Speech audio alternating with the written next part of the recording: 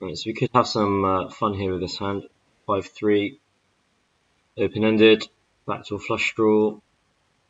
But let's see what he decides to do first. So he decides to check. We're going to bet this flop here. And our hand's strong enough to bet call.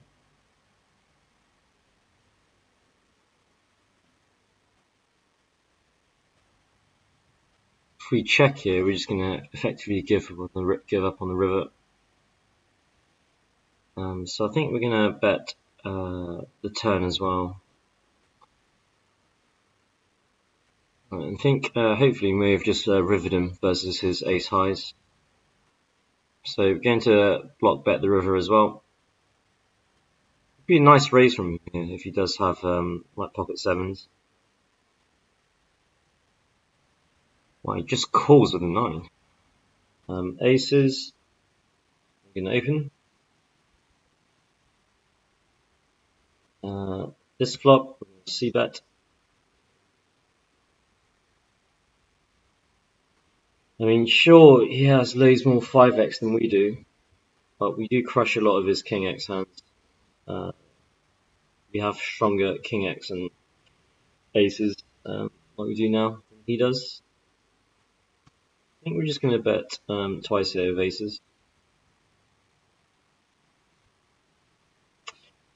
Alright, so he's going to try and rep it. Alright, so we're going to call this raise.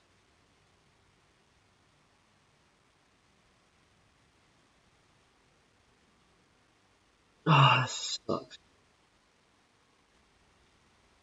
We're going to have to fold aces here. Or run out. Alright, so we 3-bet ace queen here. We c-bet the flop. And this is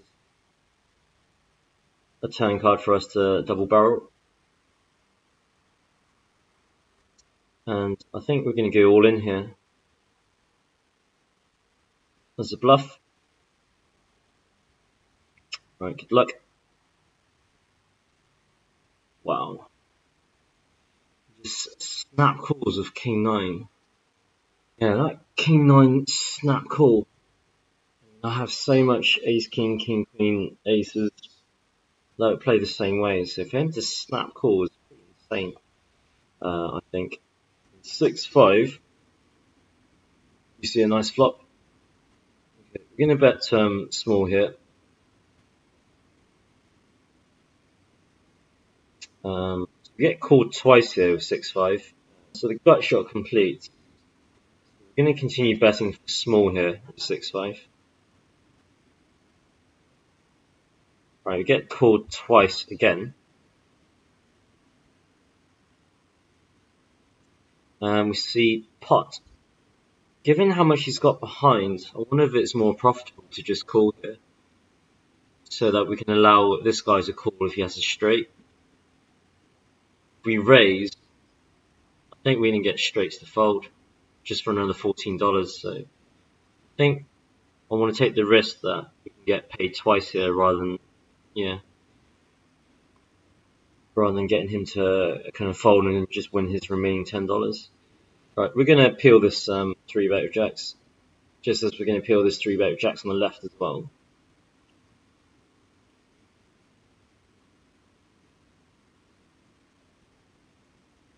Oh, so we get 4-bet. Alright, not happy, but we're going to fold jacks on the left. And jacks on the right, we're going to just call. Okay, so he's really repping overpairs here. So we're going to continue to call with jacks. Really surprised / disappointed to see the check there. Running out of time bank. So we're just going to jam.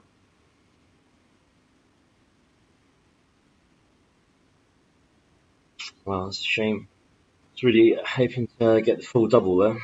Right, interesting looking flop here for us with Jack 9 spade. I think we're just going to snap check back this flop. And it's a bittersweet turn card here. So we make the nut straight, but it also completes flush. going to call this 3-bet pocket 8. We see quite a strong lead here, so we're going to call, obviously. Alright, so a brick river, and when he checks river, we're definitely going to bet here on the larger side. So I don't see him ever raising with a bluff here, so we'll be snap folding to check raises. Right, very nice. So I wonder if you had like a semi-bluff on the turn that kind of paired up on the river. Yeah, so you had ace queen, which makes sense. So yeah, it was semi-bluffing on the turn, but then picked up top pair, so showdown value, decided to kind of check aside the river.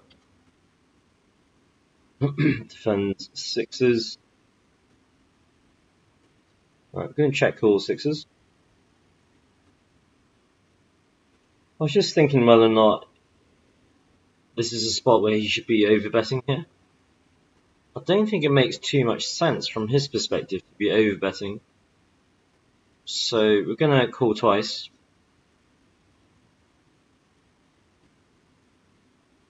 Yeah. I don't think it's a spot he gets to overbet. I don't think. So Jack 9. Yeah, maybe. I think it's the right hand type. I think it's the right hand to bet big. An overbet though, I'm not sure. Yeah, interesting one. Okay, so meanwhile we 3-bet jacks on the left here, and we're going to start with a check. And we're going to check call jacks. We see a double barrel, which we're obviously continuing against.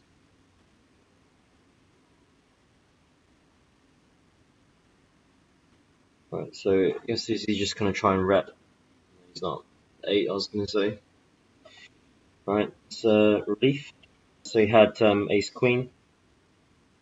Pray we don't get 4-bet like 6 times in this session already.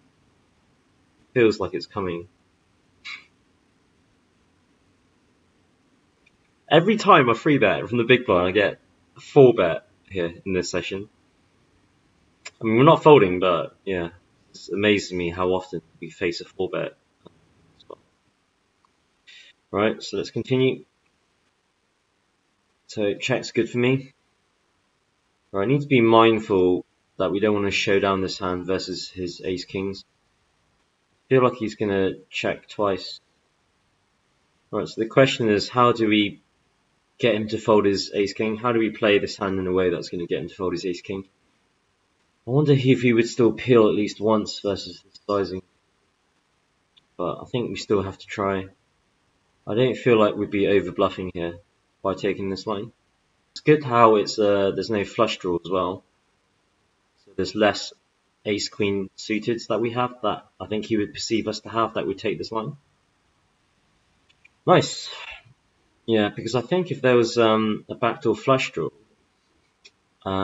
he would perceive us to have more ace queen suited in that spot, in which case he would be more inclined to call the turn bet with ace king, and then it's just most likely going to go check check on the river and he's going to win.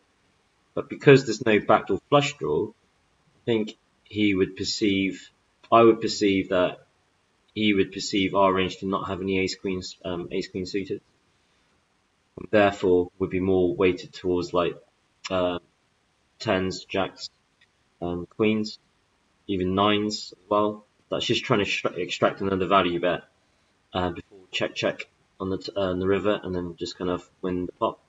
I think that's kind of what's going on in that hand. Alright, I've got kings this time. Let's come on, let's not stop the 4-bet. And then when I have it, they fold. I think we see that here, pocket 7s.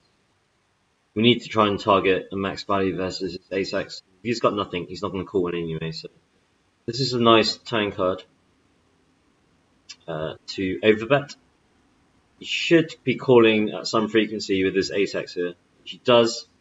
This is a really bad river card. Not for the reason that we think would beat, Although he could have like ace x diamonds, but it's hard for us to always get paid against all our bluffs when they get there. Right, I think we're gonna check. Yeah, snapjack. Yeah, he's got ace 9.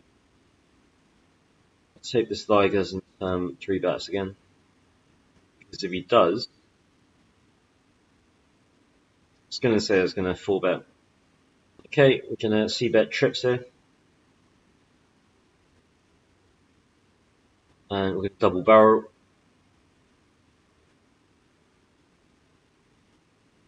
And I think we check river here. It's quite interesting. If he was floating us with his king x, I wonder if he'd be tempted to value bet this. Be very thin. Wow, he even checked back a flush. Gonna peel a 3-bet here with 8-9 suited. And it's above average flop. Right, it's conscious we don't have much time bank yet. Right, we're gonna raise. He jams. Snap call. Alright, big pot here, boys.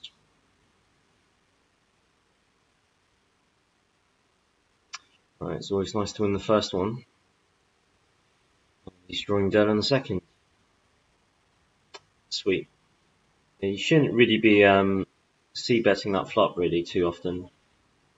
In fact, I'll probably go as far as to say you should be checking that flop 100% of the time with his whole range, given that board is more us than it is him. It's been a bit of a swingy session actually. We ended with a modest profit actually. We did blast off a stack with ace queen as a bluff. All in all, it's been yeah, a nice profitable session. Hope the uptick continues. I hope you guys enjoyed the stream. I'll see you next time.